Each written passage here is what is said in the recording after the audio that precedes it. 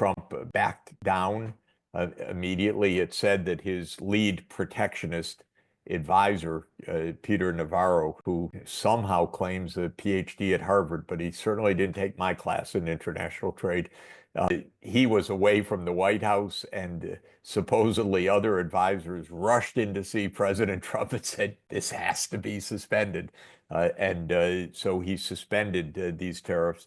There's lots of talk about how we're going to reach trade agreements with different parts of the world. I think all of it is to signify that the tariffs that were announced as these reciprocal tariffs are never going to really happen. But in the meantime, we're in a real trade war with China. By real trade war, I mean China is not going to back down. Trump has not backed down. We basically have a break in this major trade relationship between the two countries. Trump partly backed down immediately by saying these things, my iPhone, that's going to come in tariff-free, because the consumers were starting to freak out, and Apple was starting to freak out. You're going to break your best consumer goods, Mr. President? And he said, no, no, no, no, we'll give an exception for this one. We'll give an exception for that one. It became known as a win-lose proposition, where China was winning and the United States was losing for strange reasons. The U.S. has made a lot of income gain nationally by having strong relations with China, by producing a lot of goods in China. Silicon Valley has invented a lot of products, and those are then manufactured in China. And that's a win-win. China has bought into a lot of intellectual property, so-called service income of the United States. The United States has gotten a lot of consumer goods very inexpensively produced from China. Of course, there are losers in trade relations as well. No doubt, some companies that are in the direct line of imports from China have reduced their production, and jobs have been lost in those sectors. But huge gains have been made in other sectors. And if we were a rational political system, we would say open trade is benefiting America enormously. Yes, there are some who are hurting, and we should make sure that the winners help to compensate the losers. This is what we teach by the second day of trade theory, that overall the economy gains, but winners do need to help compensate the losers so that the winning is across the board, or what we say Pareto improving, rather than dividing society. But America is not very good at that. We don't do redistribution. We leave losers to their fate, losers in quotation marks. And Trump has appealed to them in both the 2016, well, actually in all three election campaigns, and he won a lot of swing states in the industrial Midwest on the argument that you're being hurt from the outside rather than being hurt by our domestic policy shortcomings.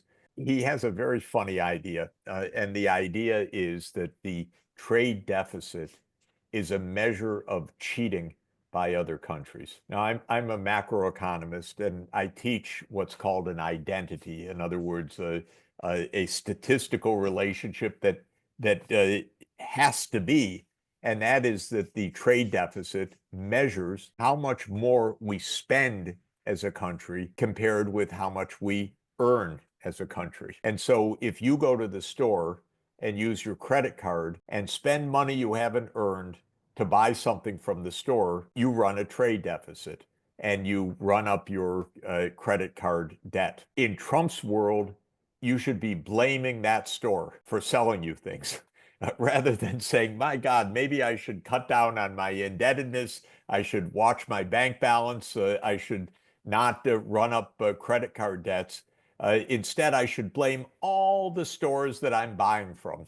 That's Donald Trump's vision of the world. It's frankly absurd to say that because the United States spends $1 trillion more per year than our GDP in essence, or our GNP, technically So the speaking. American consumer is to be blamed. Is that what you say?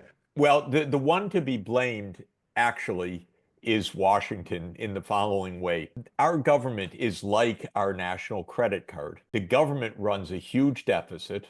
It's almost 7% of our GDP. It's unbelievably large. The government's running up debt. The government borrows on the markets and then transfers payments to Americans that are not coming from tax revenues, they're coming from borrowing. And then Americans, both companies and households, spend. So the American consumer is basically using that. They may not realize it, but the government's their credit card. It's our national credit card. We've run up 100% of our national income in debt. So if you as an individual run up debt equal to your 1 year's income, that's equivalent to what the United States has done. Is it manageable to pay that? Yes, but the interest costs are getting pretty steep. They're about 3% of GDP just on interest now, and that will rise over time. So what has happened is the government is used as a credit card. We spend more as a nation than we produce and earn. And as a result of that, we have this chronic trade deficit with the rest of the world, which Donald Trump then has inventively blamed the rest of the world. It's incredible. It's a little bit bizarre. You can look up the following if you do technically exactly the right calculations.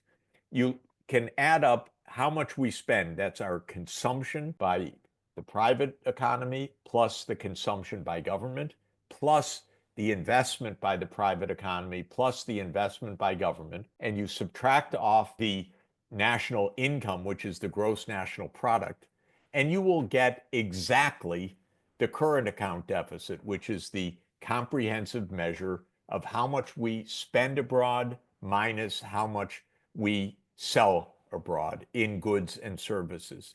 So it's not even an analogy, it's literally the definition of that comprehensive imbalance.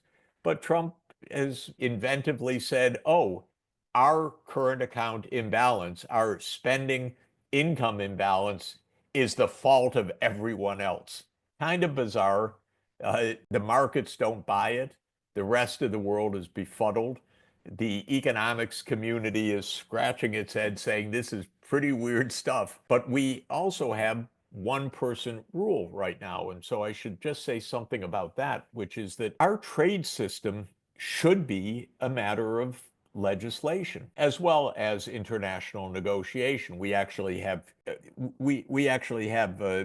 global treaty arrangements that establish the WTO and that were negotiated with other governments about what the tariff should be. We've ripped all of that up. But we also have, under the US Constitution, Article 1, Section 8, the clear statement that taxation, including tariffs, which is the tax on imports, is the responsibility of Congress. If you go to Article 2, which is the executive branch, there is no responsibility at all of the executive branch for setting tariffs. So already something is weird. Now, of course, what is weird you can find out directly by going to whitehouse.gov and clicking on the executive orders about trade.